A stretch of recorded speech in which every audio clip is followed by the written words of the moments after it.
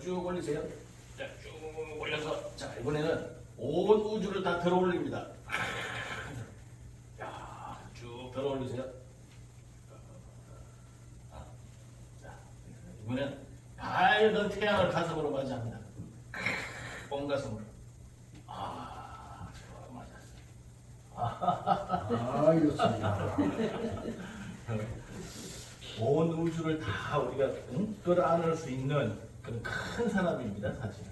그럼에도 불구하고 때로는 아주 좁쌀만한 생각으로 빠져들어가는 경우가 많죠. 그죠? 그래서 우리가 신학을 공부하면서 참 저는 그렇게 공부를 했어요. 학문 중에 가장 높은 학문이 무엇인가? 보통 이렇게 얘기합니다. 전 심리학을 공부했고 그보다 좀 더 한 단계 높은 것이 철학이라고 그러죠. 그리고 그보다 더 높은 것이 신학이다 이렇게 얘기합니다. 그럼 이제 신학을 배우면 마지막 다 배운 거잖아요. 자, 우리는 어떻게 인간으로서 살아갈 것인가 하는 부분이 참 중요한 것 같아요. 고민을 해보면 한 세 가지로 좀 나눠집니다. 동물과 함께, 사물과 함께 사는 사람들이 보면 여러분들 아마 시골에서 이제 동물만 키우는 사람들 많죠. 오리만 키우는 사람들도 있고 그런 사람들 많아요. 또 어떤 사람은 제품만 막 만들어서 그렇게 사물을 가지고 먹고 사는 사람도 있어요. 그런 사람이 있습니다. 그 두 번째 사람은 뭐냐면 사람과 함께 살아요. 그래서 사람과 관계를 잘 맺어야 된다 이런 사람들이 많죠. 그 인간관계를 잘 맺어야 된다고 이렇게 하는데 첫 번째 동물하고 많이 사는 사람들도 많이 힘든 점이 있죠. 어느 날 갑자기 폐사가 되면 다 죽어버린다든가 이런 일들이 벌어집니다. 그 다음에 사람을 굉장히 중요하게 생각하면서 살아가는데 결국엔 그 속에서 보니까 어때요? 사람이 배반하고 인생 살아보면 아픔을 많이 남기죠. 때로는 독점이라는 사람이 그런 얘기를 하죠. 인연을 함부로 만들지 마라. 사람도 함부로 만나지 마라. 이러는데 사실은 살아온 과정들을 보면 사람들의 상처도 많이 받죠. 그럼에도 불구하고 아직까지도 계속 사람이 중요하다 이러면서 사람들 만나면서 아픔도 하고 이렇게 살아가죠. 그런 사람이 있습니다. 한번 잘 관찰해 보면. 근데 이 세 번째 사람이 좀 있어요. 세 번째 사람. 그걸 이제 마지막 계시록까지 다 이렇게 하고 보면 마지막 사람에 대한 삶이 하나가 있는데 그 사람은 어떤 삶을 사느냐면 신과 함께 사는 사람이에요. 네? 이제 우리 시대가 어떤 시대로 변화하고 있냐면 초라고 해요. 초연결, 초진영, 초건물. 건물도 막 엄청나죠. 이런 시대를 맞이를 합니다. 그럼 저는 어떻게 생각을 하냐면 그렇게 초시대가 온다는 것은 인간의 변화도 초월을 하지 않으면 안 되는 시대가 와요. 그런데 아주 하나님께서는 인간을 얼마나 잘 만들어놨는지 우리가 태어날 때하고 지금 아이들하고 달라요. 애들은 벌써 이거 다 검색 다 할 줄 알아요. 한 살짜리만 돼도 검색을 다 할 줄 알아요. 그리고 물어보니까 우리 애들 옛날 키울 때하고 완전히 달라요. 한 서너 살 더 위입니다.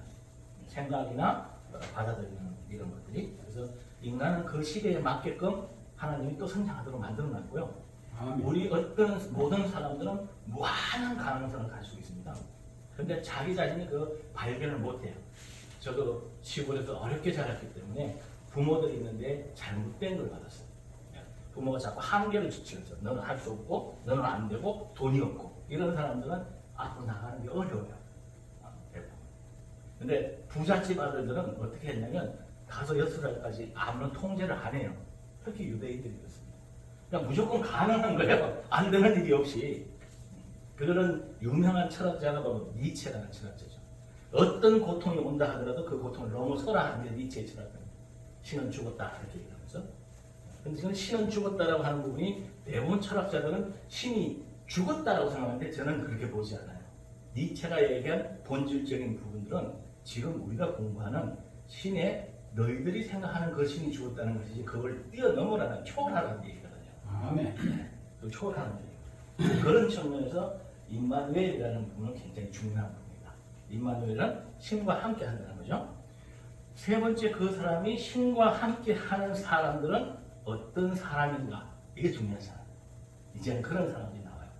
또 젊은 친구들이 지금 보니까 20대 친구들이 벌써 그런 능력을 가지고 있으면서 세계를 도는 한국 젊은이들이 많이 있습니다. 이 사람은 실질적으로 그런 걸 잃어버려요. 그러면서 영화가 나오잖아요. 신과 함께라는 그런 영화가 나오는 겁니다. 이런 측면에서 우리는 이 시간을 할애해서 공부하는 그 이후에 본질적인 것을 찾아야 된다. 이런 거예요. 이 신과 함께 하는 부분은 어떤 부분이냐면 신과 하나가 되는 어떤 그 부분에서는 생각하는 대로 다 이루어집니다. 아멘. 무서울 정도로 실제로 일어나요. 사람도 죽어볼 수도 있고요. 내가 이루려고 하는 게 현장에 일어날 수도 있고요. 이런 일들이 일어나는 거예요. 상상을 초월하는 일들입니다. 그리고 앞으로 영적 시대가 온다라는 것은 무엇을 의미하는 거냐면 상대방을 걸 다 읽어버려요. 벌써 말하지 않아도 다 읽어버립니다. 그 사람을. 그러면 그 사람 일반 사람하고 다르겠죠, 그죠? 바로 그런 초월된 사람들이 나타난다는 거예요. 그런 측면에서 우리는 진짜 이런 부분들을 다시 한번 점검해보면서 그것이 성경에서 나오는 이야기들입니다.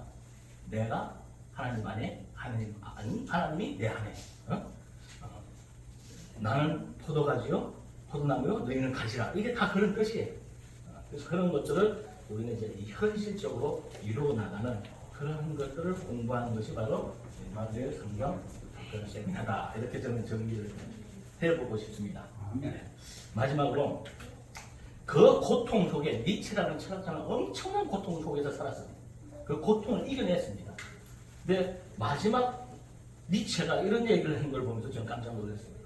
웃음이 없는 진리는 진리가 아니라고 마지막 순간 그 고통을 겪었던 니체라는 사람이 이 얘기를 했다는 것에 대해서 저는 굉장히 깊이 하는데, 마지막 우리가 성령과 하나가 됐다는 것은 나의 온전한 사람이 됐다 이런 얘기입니다.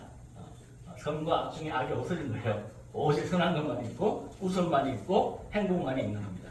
그래서 그 세계에 가면 정말 삶이라는 자체는 살아볼 만한 게 아니라 천국과 같이 이 세상이 보인다 이런 얘기입니다. 오늘 이 시간을 통해서 여러분들이, 저도 그 길을 가고 있는 중입니다만 여러분들에게도 그러한 부분들을 다 얻어서, 정말 옛날에는 메슬로우라는 그런 그 심리학자는 죽음의 직전에 가서 이걸 깨달았어요. 근데 이제는 우리는 죽음 전에 이걸 깨달으면 이 땅 자체에서 진짜 행복한 삶을 누리면서 살 수 있다는 것을 믿으시면서 여러분 모두에게 그러한 역사들이 일어나기를 축원드립니다. 감사합니다. 네, 감사합니다.